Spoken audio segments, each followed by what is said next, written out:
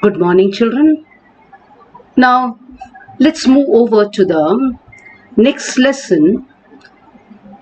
It's a poem Where the Mind is Without Fear by Rabindranath Tagore. Now, Rabindranath Tagore, 1861 to 1941, was a Bengali polymath, a poet, musician, and artist who reshaped Bengalese literature and music, as well as Indian art in the late 19th and early 20th centuries. Author of Gitanjali and its profoundly sensitive, fresh, and beautiful verse, he became, in 1913, the first non-European to win the Nobel Prize in Literature. He is sometimes referred to as the Bard of Bengal. Now, here is the poem by our famous poet Rabindranath Tagore. The poem is Where the Mind is Without Fear. Now, this poem, Where the Mind is Without Fear, was originally composed in Bengali under the title Prarthana, meaning prayer. And this poem also appeared in the volume called Naivedya in 1901. Of this poem, when India was under the clutches of the British rule. And he wrote this poem to encourage his people, his countrymen, to instill courage in their minds and hearts. So, this poem was written by Tagore during, the times that is during the time when India was under the British rule, and this was to encourage the Indians to instill courage in their minds and hearts and to fight and push the British out of our country. Where the Mind is Without Fear is a pre-independent poem in which the poet sincerely urges God to awaken his fellow beings to live in a free and united country. He wanted his countrymen to awaken and enjoy life with dignity and honor. So this poet had written this poem, at a time, as I said, when India was under the British rule. He wanted his countrymen to live in a free and united country. And this poem he wrote to awaken the people, awaken the Indians, so that they enjoy life with dignity and honor. So this is a poem here. Okay, children, please listen and enjoy this poem, which was written by Rabindranath Tagore during, before India had gained her independence. Where the mind is without fear and the head is held high, where knowledge is free, where the world has not been broken up into fragments by narrow domestic walls, where words come out from the depth of truth, where tireless striving stretches its arms towards perfection, where the clear stream of reason has not lost its way into the dreary desert sand of dead habit, where the mind is led forward by thee into ever-widening thought and action, into that heaven of freedom, my Father, let my country awake. So children, read the poem and enjoy it. Okay? So, the summary of this poem we are going to do now. Okay? So, here's a summary of this poem, Where the Mind is Without Fear. Rabindranath Tagore sketches a moving picture of the nation he would like India to be. So in the first two lines, the poet pledges to the Almighty that his country should be free from any fear of oppression or forced compulsion. He wants that everyone in his country should be free to hold their heads high with dignity. So, as I said, Tagore had written the poem when India was under the clutches of British imperialism. So it was a time when, there was caste references in India. The Britishers had used the policy of divide and rule to divide the people. There was a lot of fear, okay, and there was caste creed. The people, the whole society as such was divided on the basis of caste, creed, religion, etc. So Tagore wanted his countrymen to unite and, free themselves of all these barriers, of all these differences. He wants that everyone in his country should be free to hold their heads high with dignity. He dreams of a nation where knowledge or education would be free. Remember, children, in those days, knowledge was restricted only to the upper castes. Okay, so he dreams of a country where education is imparted to all and which is free. That is, everybody, whether they are rich or poor, or say whether irrespective of the caste, irrespective of the gender, should be able to acquire knowledge.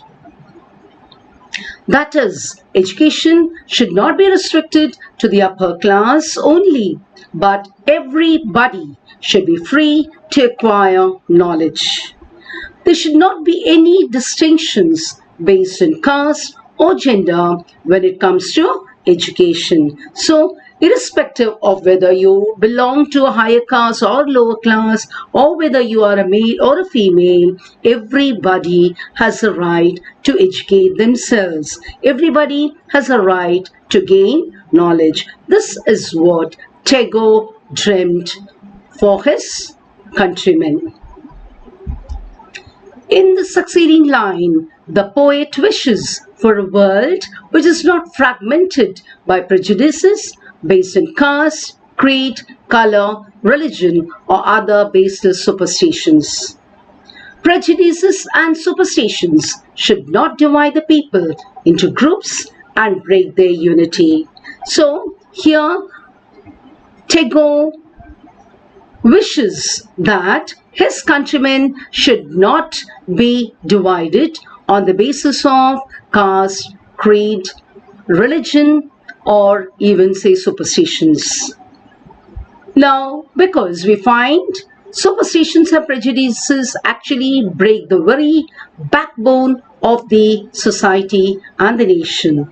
And he didn't want the people to be divided on these lines because they break the unity of the nation.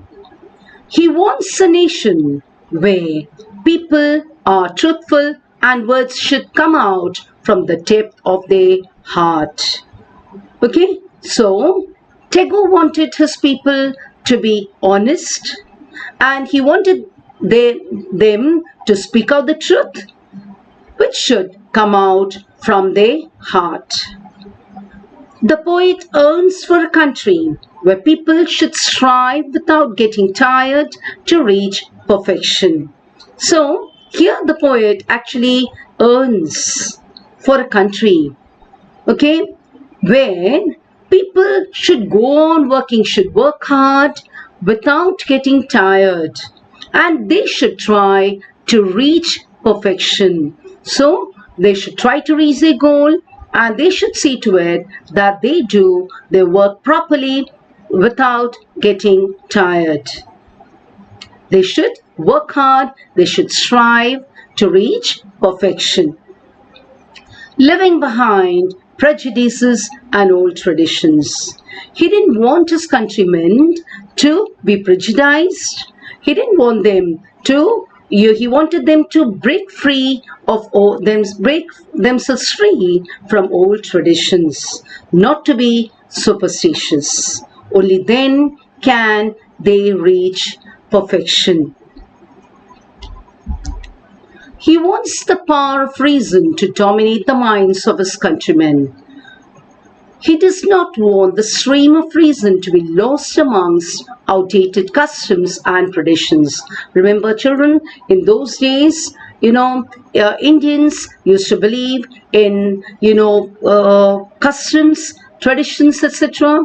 And he wanted them, like, say, you had sati, you had, infanticide, okay? So, and then again you find there's so many customs which are prevailing in the Indian society, and Tagore wanted his people to break free of these customs and look out, okay, for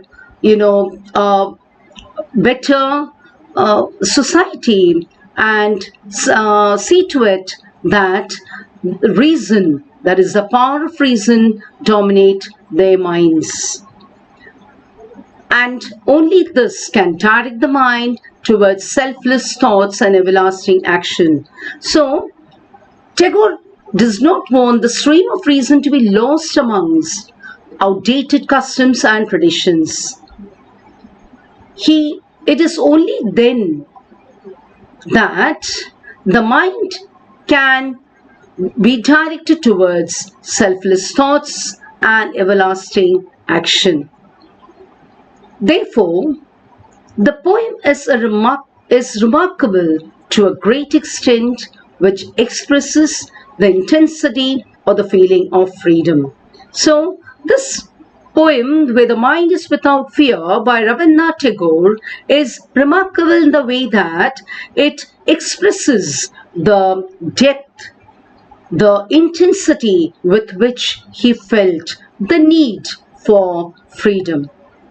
His poem is universal in its appeal and envisions the heaven of freedom and happier future for mankind. So, through this poem, the poet appeals to, to his countrymen for the heaven of freedom. Okay? It is only then, it's only if we come out of these customs and traditions, it's only through the power of reason that Tagore says we can look for that heaven of freedom and happier future for mankind. Okay, so shall we, now there's a summary of the poem. Now, shall we go back to the poem again and read that again?